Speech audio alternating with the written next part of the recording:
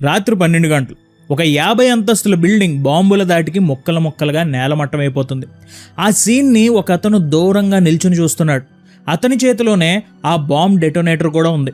అతను ఏ ఉగ్రవాదో తీవ్రవాదో కాదు, ఏళ్ల తరబడి పగలు రాత్రి కష్టపడి ఆ బిల్డింగ్ని, ఆ కూలిపోతున్న బిల్డింగ్ని ప్లాన్ వేసి స్వయంగా దాన్ని నిర్మించిన ఆర్కిటెక్ట్. తను ప్రాణంగా ప్రేమించి కట్టిన తన సొంత కట్టడాన్నే తన చేతులతోనే బాంబులు పెట్టి పేల్చేస్తున్నాడు. అప్పుడే సైరన్ల శబ్దంతో అక్కడికి వరుసగా వచ్చి ఆగాయి పోలీస్ ఫోర్స్. చుట్టూతా పోలీసులు వచ్చేశారు, అతని మీద గన్ పెట్టారు.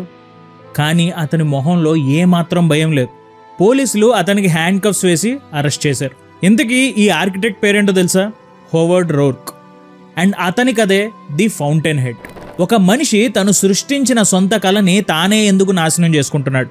నా ఆలోచన, నా స్వార్థం, నా స్వేచ్ఛ మాత్రమే నాకు ముఖ్యం, దానికోసం ఈ ప్రపంచంలో దేనికైనా తెగిస్తాను. ఆ ఆలోచనతోనే ప్రపంచ ఆర్థిక రాజకీయ వ్యవస్థలను ఊపేసిన రచయిత్రి అయన్ ర్యాండ్. ఈవిడ రాసిన పుస్తకమే ఫౌంటైన్ హెడ్. సో ఈరోజు ఈ పూర్తి వీడియోలో మీరు అయన్ ర్యాండ్ ప్రపంచానికి పరిచయం చేసిన ఆబ్జెక్టివిజం అనే అత్యంత పవర్ఫుల్ అండ్ డిఫరెంట్ ఫిలాసఫీని ఒక మైండ్ బ్లోయింగ్ స్టోరీతో చూడబోతున్నారు. మన స్వార్థం, స్వేచ్ఛ, అలాగే సక్సెస్ వెనుక ఉన్న అసలైన సైకాలజీని ఈ వీడియో మీకు కంప్లీట్గా డీకోడ్ చేస్తుంది. అయితే ఒక చిన్న మాట, అయన్ ర్యాండ్ ఆలోచనలు అందరికీ నచ్చవు, కొంచెం వివాదాస్పదంగా కూడా ఉంటాయి. ఇందులో రైట్ అండ్ రాంగ్స్ అనేవి మీ పర్సనల్ వ్యూ పాయింట్స్పై ఆధారపడి ఉంటుంది. కాబట్టి ప్రశాంతంగా ఒక ఓపెన్ మైండ్తో వినండి, ఆ తర్వాత మీరే జడ్జ్ చేసుకోండి. హాయ్ ఫ్రెండ్స్, ఎలా ఉన్నారు? ఐఎమ్ సందీప్ పోత్లా, మీరు చూస్తున్నారు Telugu geeks. Let's start the video.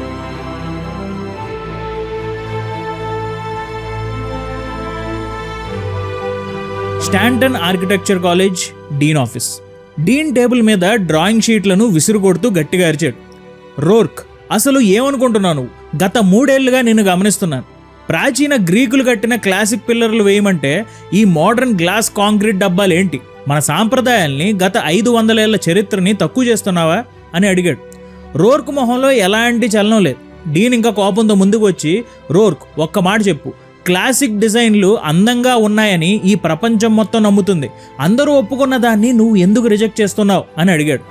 Roark చాలా ప్రశాంతంగా డీన్ కళ్ళలో కళ్ళు పెట్టి చూస్తూ ఇలా అన్నాడు, ప్రపంచం మొత్తం నమ్మినంత మాత్రాన ఒక అబద్ధం నిజమైపోతుంది. అప్పట్లో గ్రీకుల దగ్గర కాంక్రీట్ లేదు, స్టీల్ లేదు, కాబట్టి రాయి మీద రాయి పెట్టి పిల్లర్లు కట్టడం చాలా అవసరం, వాళ్ళ సైన్స్ అది. కానీ ఈ రోజు నా దగ్గర కాంక్రీట్ ఉంది, స్టీల్ ఉంది, కింద రాతి పిల్లర్లు వేయడం కేవలం ఒక నాటకం, ఒక అబద్ధం. మీ అందం కోసం, మీ నమ్మకాల కోసం ఫిజిక్స్ నియమాల్ని నేను మార్చలేను. దీనికి ఇంకా కోపం వచ్చింది. ఈ క్షణమే నేను కాలేజ్ నుంచి సస్పెండ్ చేస్తున్నా. నువ్వు ఎలా ఆర్కిటెక్ట్ అవుతావో నేను కూడా చూస్తానని పేపర్లు విసిరేశాడు. రోర్క్ తిరిగి ఆ పేపర్ వంక కూడా చూడలేదు. ఒక్క క్షణం డీన్ వైపు చూసి సైలెంట్గా అక్కడి నుంచి నడుచుకుంటూ బయటకు వెళ్ళిపోయాడు. అయన్ ర్యాండ్ ఏమంటారంటే, అందరూ నమ్మినంత మాత్రాన ఒక అబద్ధం నిజం కాదు, ఎవరూ నమ్మకపోయినా ఒక నిజం అనేది మారదు. ప్రపంచం తన అబద్ధపు ఊహల్లో బతకవచ్చు, కానీ సత్యంతో పనిచేసేవాడే ఎప్పుడూ తన దారిలో నడుస్తాడు. అదే అయన్ ర్యాండ్ చెప్పిన మొదటి పాఠం. ఏ is a, reality does not care about your beliefs. College నుంచి సస్పెండ్ అయ్యాక రోర్క్కి న్యూయార్క్లో ఒక్క బిల్డింగ్ కూడా కట్టే అవకాశం రాలేదు. ఎందుకంటే సమాజం కోరే పాత పద్ధతుల్ని, నకిలీ డిజైన్లని రోర్క్ ఒప్పుకోవట్లేదు. దాంతో రోర్క్ కొంచెం ఊరికి దూరంగా రాళ్ల క్వారీలో కూలీగా మారాల్సి వచ్చింది. రోజులు గడుస్తున్నాయి, కానీ రోర్క్ అదే పని చేసుకుంటూ ఉంటున్నాడు. సరిగ్గా ఒకరోజు ఒక ముసలివాడు కర్ర సహాయంతో ఆ రాళ్ల క్వారీలోకి నడుచుకుంటూ వచ్చాడు. ఆయన పేరే హెన్రీ క్యామరూన్. ఒకప్పుడు న్యూయార్క్లో చక్రం తిప్పిన లెజెండరీ ఆర్కిటెక్ట్ ఆయన. కానీ ఈయనకు కూడా సమాజానికి తల వంచాలి అనే ఆలోచన లేదు. ఆయన పద్ధతులను ఆయన మార్చుకోలేదు. ఈ ప్రిన్సిపల్స్ మీద సొంత వ్యాపారాన్ని కూడా పోగొట్టుకుని తాగుడికి బానిసై కంప్లీట్గా నాశనం అయిపోయిన వ్యక్తి. కాలేజ్ నుంచి రోర్క్ ఇలా మధ్యలో వచ్చేసాడని విని అతని డిజైన్లను చూసి క్యామరూన్ ఇతనితో పని చేయాలి, ఇతను ఒకసారి చూడాలి అని రోర్క్ దగ్గరికి వచ్చాడు. క్యామరూన్ రోర్క్ ముందుకు వచ్చి నిలబడి గట్టిగా దగ్గుతూ ఇలా అన్నాడు, రోర్క్, నేను ఓడిపోయాను. ఈ సమాజం నన్ను తొక్కేసింది, నా వర్క్షాప్ కూడా మూతపడే స్థితికి వచ్చేసింది. కానీ నా జీవితంలో నేను చూసిన ఏకైక నిజమైన ఆర్కిటెక్ట్ నువ్వే. నా దగ్గరకు వచ్చే, నా ఆఫీస్ బాధ్యత నీకు ఇస్తాను. కానీ ఒక విషయం గుర్తుంచుకో, నా దగ్గర నీకు డబ్బు రాదు, పేరు రాదు, గుర్తింపు రాదు, సమాజం నిన్ను నాలానే ద్వేషించొచ్చు. మరి వస్తావా అని అడిగాడు. రోర్క్ అక్కడ రాళ్లను విరక్కొట్టే సుత్తిని కింద పెట్టి తన చేతులకున్న దుమ్మును దులుపుకుంటూ క్యామరూన్ కళ్ళలోకి చూశాడు. సో వినండి, నేను బిల్డింగ్స్ కట్టేది సమాజం నన్ను మెచ్చుకోవడానికో డబ్బు కోసమో కాదు. నా ఆలోచనలకి, నా డిజైన్లకి ఒక పక్కా లాజిక్ ఉంది. ఫిజిక్స్ నియమాల్ని బట్టి ఏ మెటీరియల్ ఎలా ఉందో దానికి తగ్గట్టు రూపాన్ని ఇవ్వడమే నా పని. సమాజం మెప్పు కోసం నా లాజిక్ని నేను చంపుకోను. నాకు డబ్బు రాకపోయినా, ఈ రాళ్ళు పగలగొట్టాల్సి వచ్చినా నేను నా లాజిక్నే నమ్ముకుంటాను అని చెప్పాడు. క్యామరూన్ అన్నాడు, ప్రపంచం నిన్ను పిచ్చివాడంటుంది, అందరూ మూఢనమ్మకాల్లో బతుకుతున్నారు, కానీ నువ్వు కేవలం లాజిక్నే నమ్ముకుని నాలా ఒంటరిగా నాశనం అయిపోతావేమో చూసుకో అని నవ్వుతూ అన్నాడు. రోర్క్ ఒక ప్రశాంతమైన నవ్వు నవ్వి, ఒంటరిగా ఒక్కడే నిలబడ్డా సరే లాజిక్ వైపు ఉన్నవాడే నిజమైన శక్తివంతుడు అని సమాధానం ఇచ్చాడు.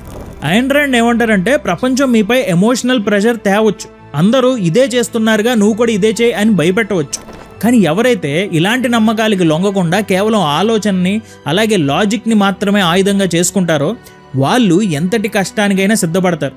అదే ఐన్ ర్యాండ్ చెప్పిన రెండవ పాఠం. Reason is your only guide, trust logic over emotions.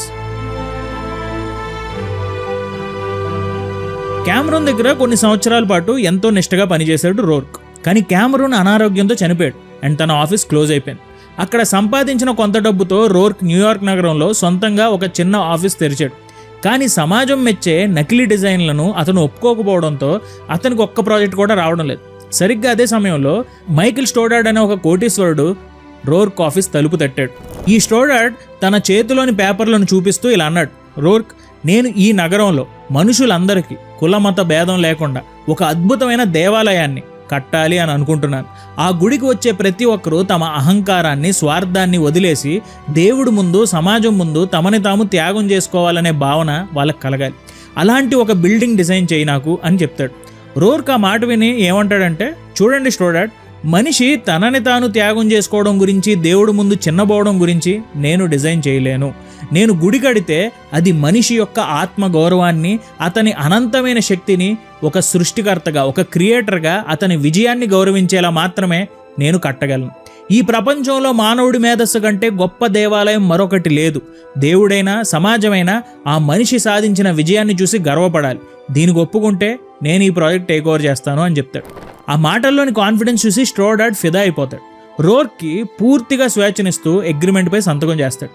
Roark పగలు రాత్రి కష్టపడి మానవ శక్తికి ప్రతీకగా ఒక అద్భుతమైన మార్బుల్ స్ట్రక్చర్ నిర్మిస్తాడు. కానీ ఆ బిల్డింగ్ గ్రాండ్ ఓపెనింగ్కి ముందే సీన్లోకి వస్తాడు ఎల్స్వర్త్ టూహే. టూహే ఈ నగరంలో పెద్ద న్యూస్ పేపర్లో కాలమిస్ట్. ఆర్కిటెక్చర్ అలాగే ఆర్ట్ మీద క్రిటిసిజం చేస్తూ ఉంటాడు. అతని ఆలోచన ఏంటంటే, మనిషి అన్నాక వేరే వాళ్ళకి సహాయం చేయాలి, అల్ట్రూయిజం ఉండాలి, అంటే త్యాగాలు చేయాలి, వేరే వాళ్ళ కోసం బ్రతకాలి. మనుషుల్లో ఆత్మవిశ్వాసం, స్వతంత్ర ఆలోచన ఇలాంటివి ఉంటే వాళ్ళని కంట్రోల్ చేయడం కష్టమని అతను బలంగా నమ్ముతాడు. అందుకే త్యాగం, సమాజ సేవ అనే ఆలోచనల్ని ఎక్కువగా అతని రైటింగ్స్లో రాస్తుంటాడు. అయితే రోర్క్ కట్టిన ఆ టెంపుల్లో మనిషి ఈ ప్రపంచం కోసం, వేరే వాళ్ళ కోసం దాసోహం అయిపోవాలనే మీనింగ్ కంటే కూడా మనిషికి ఉండే సెల్ఫ్ రెస్పెక్ట్, ఆత్మగౌరవం, అలాగే అతనికి ఉండే పవర్, మనిషి ఏదైనా చేయగలడనే ఆలోచన కనిపిస్తుంది. సో ఇదంతా చూసి టూహే తట్టుకోలేకపోయాడు. వెంటనే అమాయకుడైన ఆ టెంపుల్ ఓనర్ స్టోడార్డ్ దగ్గరికి వెళ్తాడు. చూసారా, రోర్క్ మీ డబ్బుతో తన అహంకారాన్ని నిలబెట్టుకుంటున్నాడు. ఈ గుడిలో మనిషి త్యాగానికి స్థానం లేదు, కేవలం మనిషి స్వార్థమే కనిపిస్తుంది. దేవుడి పేరు చెప్పి రోర్క్ మీద మీరు కేసు వేయండి అని రెచ్చగొడతాడు. స్టోడార్డ్ ఏం చేయాలో తెలియక రోర్క్పై కోర్టులో కేసు వేస్తాడు. నా ఆశయానికి విరుద్ధంగా, సమాజానికి, దేవుడికి వ్యతిరేకంగా ఈ బిల్డింగ్ కట్టాడు, నష్టపరిహారం నాకు చెల్లించాలి అని కోర్టులో కేసు వేస్తాడు. కోర్టులో జడ్జ్ రోర్క్ని అడుగుతాడు, ఎందుకు ఇదంతా? అందరినీ సాటిస్ఫై చేసేలాగా ఆ డిజైన్లో ఏదో కొన్ని మార్పులు చేసేస్తే నీకేంటి నష్టం అని అడుగుతాడు. రోర్క్ నిలబడి జడ్జి కళ్ళలోకి చూస్తూ చెప్తాడు, నా ఆత్మగౌరవాన్ని వదులుకుని వేరే వాళ్ళ కోసం నన్ను నేను త్యాగం చేసుకోలేను. ఈ ప్రపంచంలో ఏ అద్భుతమైన సృష్టి అయినా ఒక మనిషి సొంత ఆలోచన, అతని స్వార్థం నుండి పుట్టింది. ఇతరులను మెప్పించడానికి నా ఆలోచనను మార్చుకోవడం అంటే నన్ను నేను చంపుకోవడమే అని చెప్పాడు. ఐన్ ర్యాండ్ ఏమంటారంటే, ప్రపంచం మీకు సమాజం కోసం త్యాగం చేయి, నీ స్వార్థాన్ని వదిలే అని నీతులు చెప్పవచ్చు, కానీ నీ సొంత ఆనందం, నీ ఆత్మగౌరవం, నీ స్వార్థమే నీ హైయెస్ట్ ఫార్మ్ ఆఫ్ రెస్పాన్సిబిలిటీ. నిన్ను నువ్వు ప్రేమించుకోలేనప్పుడు నువ్వు ప్రపంచానికి ఏదీ ఇవ్వలేవు. అదే ఐన్ ర్యాండ్ చెప్పిన మూడవ పాఠం, rational self interest. Your highest moral purpose is your own happiness. And నాకు తెలుసు మీకు యాడ్స్ అనేది ఇష్టం ఉండవు. నాకు ఒక్క నిమిషం ఇవ్వండి, ఒక చిన్న అప్డేట్ ఉంది, అది చెప్పేస్తా అంతే. మన తెలుగు గీక్స్ అకాడమీలో అన్లాక్ యువర్ సబ్కాన్షియస్ పవర్ మొదటి ఇంట్రో వీడియో అప్లోడ్ అయిపోయింది. కోర్స్ లింక్ డిస్క్రిప్షన్లో ఉంది. కొన్న వాళ్ళు తప్పకుండా వెళ్ళండి, చూడండి. ఇంకా కొనని వాళ్ళు తప్పకుండా ట్రై చేయండి. ఇంకా ఎర్లీ బర్డ్ ఆఫర్ రన్ అవుతుంది. జస్ట్ 2 days వరకు 2499 ఉన్న కోర్స్ని 999కి అందిస్తున్నాం. ఈ కోర్స్ మీ పాత నెగిటివ్ సెల్ఫ్ టాక్ని తీసేసి ఒక కొత్త పాజిటివ్ సెల్ఫ్ టాక్ని అయితే మీ మైండ్లో అప్లోడ్ చేస్తుంది. సో తప్పకుండా చెక్ చేయండి. లింక్ డిస్క్రిప్షన్ అండ్ పిన్ కామెంట్లో ఉంటుంది. ఈ టెంపుల్ కేసులో కోర్టు తీర్పు రోర్క్కి తీవ్రమైన దెబ్బ కొట్టింది. బిల్డింగ్స్ని నాశనం చేసినందుకు, ప్రాజెక్ట్ నిధులు వృధా చేసినందుకు రోర్క్పై భారీ ఫైన్స్ పడ్డాయి. పైగా ఆ గుడిని వేరే ఆర్కిటెక్ట్తో అందరూ మెచ్చేలాగా రీడిజైన్ చేయించాలని జడ్జి ఆర్డర్ వేసేసాడు. ఆ భారీ ఫైన్ కట్టడానికి రోర్క్ దగ్గర ఉన్న డబ్బులు సరిపోలేదు. కానీ రోర్క్ దేనికి భయపడలేదు. తన ఆత్మగౌరవాన్ని కాపాడుకోవడానికి తన దగ్గర ఉన్న ఆ చిన్న ఆఫీస్ని, తన వస్తువుల్ని అన్నిటిని అమ్మేసి ప్రతి పైసా ఆ కోర్ట్ ఫైన్ కింద కట్టేశాడు. అతని చేతిలో మళ్ళీ ఒంటి మీద బట్టలు తప్ప ఏమీ మిగలలేదు. మీడియా ఇతనిపై చాలా పెద్ద అహంకారి, ఆరోగ్యంట్, పనికిరాని ఆర్కిటెక్ట్ అని ప్రచారం చేయడం మొదలుపెట్టేసింది. న్యూయార్క్లో పని దొరకడం అనేది కష్టమైపోయింది. సరిగ్గా ఆ కష్టమైన సమయంలో సీన్లోకి వచ్చాడు గేల్ వైనాండ్. వైనాండ్ సాధారణ వీధి రౌడీ స్థాయి నుంచి తెలివితేటలతో, క్యాపిటలిజం ఇచ్చిన స్వేచ్ఛతో న్యూయార్క్ నగరంలోనే అతిపెద్ద పేపర్ సామ్రాజ్యాన్ని స్థాపించిన కోటీశ్వరుడు. రోర్క్పై మీడియా అంతా బురద జల్లుతుంటే వైనాండ్ మాత్రం రోర్క్ డిజైన్ చేసిన ఆ బిల్డింగ్ని, అతని ఆర్కిటెక్చర్ని చాలా లోతుగా పరిశీలించాడు. ఆ డిజైన్లో ఉన్న పవర్ని, యూనిక్నెస్ని చూసి షాక్ అయిపోయాడు. వెంటనే వైనాండ్ రోర్క్ని వెతుక్కుంటూ వచ్చాడు. రోర్క్ టేబుల్పై వైనాండ్ పేపర్లు పెట్టి ఇలా అన్నాడు, రోర్క్, ఈ నగరంలో ప్రతి ఒక్కడిని నా డబ్బుతో, నా పేపర్తో నేను కొనేశాను. నా కోసం నా సొంత ఇల్లు కట్టడానికి నీకు ఎంత డబ్బు కావాలన్నా ఇస్తాను. నీ ఫైన్లన్నీ నేను తీర్చేస్తాను. కానీ ఒక్క కండిషన్, నా హోదాకి తగ్గట్టుగా ఆ డిజైన్లో నేను చెప్పిన చిన్న చిన్న మార్పులు నువ్వు చేయాలి. అప్పుడు రోర్క్ వైనాండ్తో అంటాడు, మీ దగ్గర కోట్లాది కోట్ల రూపాయలు ఉండవచ్చు, కానీ ఆ డబ్బు నా ఆలోచనని, నా స్వేచ్ఛని కొనలేదు. క్యాపిటలిజం అంటే కేవలం డబ్బుతో మనుషుల్ని కొనడం కాదు. ప్రతి మనిషి తన కష్టానికి, తన మేధస్సుకి తగ్గ విలువని, స్వేచ్ఛని పొందే హక్కు ఈ క్యాపిటలిజం ఇస్తుంది. మీ డబ్బుకి నా ఆలోచన నచ్చితే, నా మార్కెట్ వాల్యూకి మీరు రెస్పెక్ట్ ఇస్తే నేను ఈ ఇల్లు కడతాను. లేదంటే మీ డబ్బు మీ దగ్గర ఉంచుకోండి అని చెప్పాడు రోర్క్. కష్టాల్లో ఉండి డాలర్స్ కోసం తన సిద్ధాంతాన్ని వదులుకొని రోర్క్ ధైర్యం చూసి వైనాండ్ నోట్లో మాట రాలేదు. వైనాండ్ ఆశ్చర్యపోయి నవ్వి ఏమన్నాడంటే, రోర్క్, నిజమైన స్వేచ్ఛ అంటే ఏంటో నాకు ఈరోజు చూపించావు.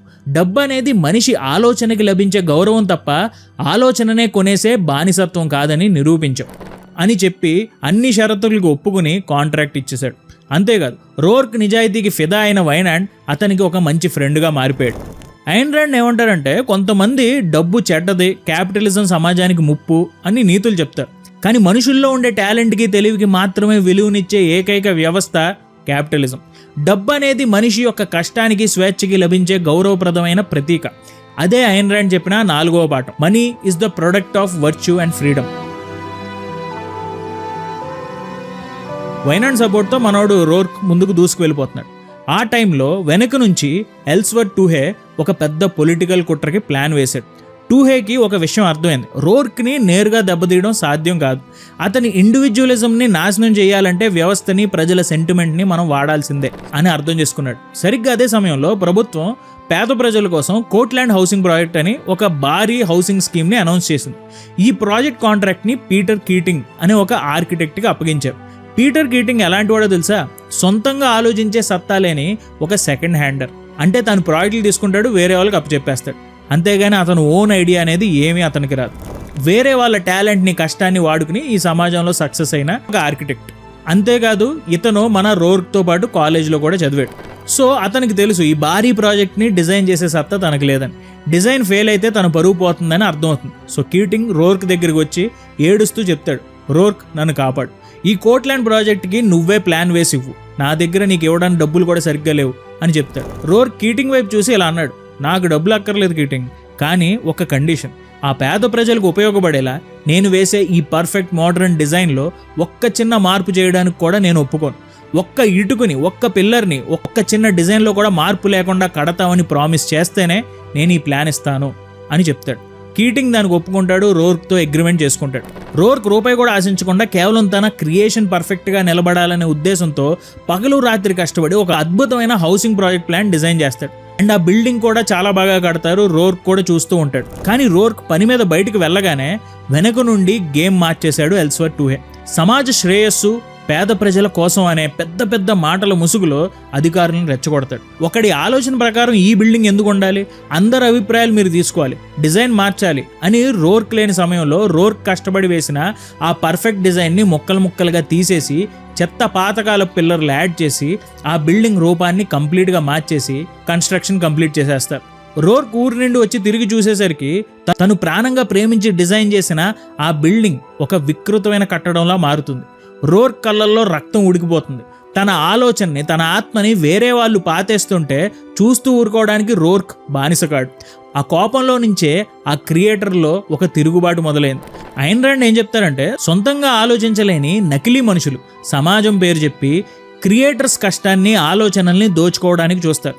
కానీ ఒక నిజమైన క్రియేటర్ తన ఆత్మగౌరవాన్ని, తన క్రియేషన్ని ఎవరి కోసం, ఏ సమాజం కోసం త్యాగం చేయడు. అదే ఐన్ ర్యాండ్ చెప్పిన 5వ పాఠం, never sacrifice the integrity of your creation. సరిగ్గా అర్ధరాత్రి వేళ రోర్క్ ఆ బిల్డింగ్ని డైనమైట్తో పేల్చేశాడు. పోలీసులు అతన్ని అరెస్ట్ చేసి జైల్లో పెట్టారు. కట్ చేస్తే న్యూయార్క్ కోర్టు రూమ్. ఈ కేసు సాధారణమైనది కాదు. ఆస్తిని నాశనం చేసినందుకు రోర్క్కి 10 ఏళ్లు పైగా జైలు శిక్ష పడే అవకాశం అయితే క్లియర్గా ఉంది. ఎల్స్వర్త్ టూహే తన పేపర్ ద్వారా దేశం అంతా ప్రచారం చేసి రోర్క్ ఒక స్వార్థపరుడు, అమాయక పేదల కోసం కడుతున్న బిల్డింగ్ని కూల్చేశాడు అని ప్రజలందరినీ రోర్క్కి వ్యతిరేకంగా మార్చేశాడు. కోర్టులో కేసు స్టార్ట్ అయింది. ప్రాసిక్యూషన్ లాయర్లు రోర్క్పై విరుచుకుపడుతున్నారు. పబ్లిక్ సెంటిమెంట్ అంతా కూడా రోర్క్కి వ్యతిరేకంగా ఉంది. జ్యూరీ మెంబర్లు కూడా రోర్క్కి శిక్ష వేయడానికి సిద్ధంగా డిసైడ్ అయిపోయారు. సరిగ్గా ఆ మూమెంట్లో రోర్క్ నిలబడ్డాడు. తనకి లాయర్ వద్దని చెప్పి తానే స్వయంగా జ్యూరీ ముందు నిలబడి మాట్లాడటం స్టార్ట్ చేశాడు. రోర్క్ ఏమీ ఏడవలేదు, పెడబొబ్బులు పెట్టలేదు, జాలి చూపించమని వేడుకోలేదు. ఒక పక్కా లీగల్ అండ్ లాజికల్ ఆర్గ్యుమెంట్ని జ్యూరీ ముందు ఉంచాడు. నేను ఆ బిల్డింగ్ని పేల్చేసింది నిజమే, కానీ నా ప్రశ్నకు సమాధానం చెప్పండి. ఈ ప్రపంచంలో ఒక వస్తువుపై అసలైన హక్కు ఎవరికి ఉంటుంది? దాన్ని ఉపయోగించే వారికా, దానికి డబ్బు ఇచ్చిన వారికా, లేదా దాన్ని కష్టపడి సృష్టించిన వారికా? జ్యూరీ సైలెంట్గా వింటుంది. రోర్క్ కంటిన్యూ చేశాడు. మానవ చరిత్ర ఆరంభం నుండి నేటి వరకు వచ్చిన ప్రతి ఆవిష్కరణ, ప్రతి బిల్డింగ్కి, ఈ నాగరికతకి మూలం ఏంటో తెలుసా? ఒక సృష్టికర్త యొక్క స్వతంత్ర ఆలోచనా శక్తి, ఒక క్రియేటర్ యొక్క స్వతంత్ర ఆలోచనా శక్తి. That individual mind is the fountainhead. ఈ కోర్ట్లాండ్ ప్రాజెక్ట్ ప్లాన్ డిజైన్ చేయడానికి పీటర్ కీటింగ్ నా దగ్గరికి వచ్చాడు. నేను రూపాయి పైసా ఆశించకుండా నా క్రియేషన్ పర్ఫెక్ట్గా ఉండాలనే ఒకే ఒక్క రూల్పై ఉచితంగా డిజైన్ ఇచ్చాను. అండ్ దానికి సంబంధించి మేము అగ్రిమెంట్ కూడా చేసుకున్నాం. మీ దగ్గర అగ్రిమెంట్ ఉంది. ఆ ప్లాన్ నా ఆలోచన, నా ఆత్మ. కానీ ప్రభుత్వం, అధికారులు సమాజ శ్రేయస్సు అనే పేరు చెప్పి నా అంగీకారం లేకుండా నా ఒప్పందాన్ని ఉల్లంఘించి ఆ డిజైన్ని ముక్కలు ముక్కలుగా పెంట చేసేశారు. అసలు నా ఆలోచనని, నా కష్టాన్ని దొంగలించే హక్కు ఈ సమాజానికి ఎవరిచ్చారు? నేను కట్టిన బిల్డింగ్ని నాశనం చేసే హక్కు నాకు లేకపోతే నేను సృష్టించిన నా ఆలోచనని దోచుకునే హక్కు ఈ ప్రభుత్వానికి, ఈ సమాజానికి ఎలా వస్తుంది? నేను ఒక క్రియేటర్ని. నా కష్టాన్ని, నా ఆలోచనని ఉచితంగా సమాజం కోసం త్యాగం చేయడానికి నేను బానిసను కాను. నన్ను దోచుకున్న సమాజంపై నేను నా హక్కుని కాపాడుకున్నాను. ఇందులో నైతికంగా నేను చేసిన తప్పేంటి అని అడిగాడు. రోర్క్ అడిగిన ఆ లీగల్ అండ్ లాజికల్ క్వశ్చన్కి కోర్ట్ రూమ్లో ఉన్న లాయర్ల దగ్గర కానీ, ఆ జ్యూరీ దగ్గర కానీ సమాధానం లేదు. ఒక మనిషి ఆలోచనని, అతని సొంత ఆస్తి, ఇంటెలెక్చువల్ ప్రాపర్టీని, దాన్ని సమాజం పేరు చెప్పి బలవంతంగా లాక్కోవడం దొంగతనమే అని జ్యూరీ కంటికి కనిపిస్తుంది. ఆ లాజిక్ ముందు, అతని ఆత్మగౌరవం ముందు ఆ పబ్లిక్ సెంటిమెంట్ కొట్టుకుపోతుంది. ఇంకా జ్యూరీ ఏమంటుందంటే రోర్క్ని నాట్ గిల్టీ అని తీర్పిస్తుంది. ఐన్ ర్యాండ్ ఏమంటారంటే, ప్రపంచం మీపై ఎలాంటి ప్రెషర్ తెచ్చినా, ఎంతమంది మిమ్మల్ని తొక్కి పడేయాలని చూసినా, నీ సామర్థ్యాన్ని, నీ ఆలోచనని ఎవరి కోసం త్యాగం చేయకు. నీ జీవితాన్ని వేరే ఎవరో నడిపించే దాసుడిని నువ్వు కాకూడదు. నీ సొంత సామ్రాజ్యానికి నువ్వే హీరోవి. అదే ఐన్ ర్యాండ్ చెప్పిన అత్యున్నతమైన పాఠం. You are the master of your own destiny. ఈ వీడియో ద్వారా ఐన్ ర్యాండ్ చెప్పిన ఆబ్జెక్టివిజం మనకిచ్చే 6 ముఖ్యమైన పాఠాలు ఏంటంటే, ఆబ్జెక్టివ్ రియాలిటీ, నీ భావాలతో, నమ్మకాలతో సంబంధం లేకుండా నిజం ఎప్పుడూ ఒకేలా ఉంటుంది. నిజాన్ని ఉన్నది ఉన్నట్లు ఒప్పుకోవడమే తెలివితేటలు. రెండోది రేషనల్ రీజన్. మూఢనమ్మకాలకి, భావోద్వేగాలకి లొంగిపోకు. నీ ఆలోచన, నీ లాజిక్ నీ జీవితానికి ఏకైక మార్గదర్శి. Rational self interest. సమాజం కోసం నిన్ను నువ్వు త్యాగం చేసుకోవడం గొప్పతనం కాదు. నీ ఆత్మగౌరవం, నీ సొంత ఆనందమే నీ మొదటి నైతిక బాధ్యత. Capitalism and freedom. డబ్బు లేదా విజయం అనేది బలవంతంగా సాధించేది కాదు. అది మనిషి యొక్క కష్టానికి, మేధస్సుకి లభించే గౌరవప్రదమైన ప్రతిఫలం. ఒక respectful result. Creators వెసెస్ second handers. వేరే వాళ్ళ ఆలోచనపై బతికే నకిలీ మనుషులు సమాజం ముసుగులో నీ కష్టాన్ని దోచుకోవడానికి చూస్తారు. నీ క్రియేషన్ పవిత్రతను, ఆలోచనని ఎవరి కోసం త్యాగం చేయకు. అండ్ చివరిగా ద హీరోయిక్ హ్యూమన్ స్పిరిట్. నీ జీవితానికి వేరే ఎవరో యజమాని కాకూడదు. నీ ఆలోచనలకి, నీ భవిష్యత్తుకి నువ్వే అసలైన హీరోవి. ఇది the fountain head story. And అందులో నాకు నచ్చిన ఒక 6 లెసన్స్. కానీ కంప్లీట్ స్టోరీ చదివితే ఇంకా బాగుంటుంది. దానికి సంబంధించిన లింక్ కూడా కింద పెడతాను, ఒకసారి చెక్ చేయండి. అలాగే తెలుగు గీక్స్ అకాడమీలో ప్రస్తుతం unlock your sub conscious power course ఈ రోజు నుంచి ఫస్ట్ వీడియో అప్లోడ్ అవుతుంది. సో తప్పకుండా ఈ కోర్స్ని ఒకసారి చెక్ చేయండి. లింక్ డిస్క్రిప్షన్ అండ్ పిన్ కామెంట్లో ఉంటుంది. Thank you so much for watching our videos. జై హింద్.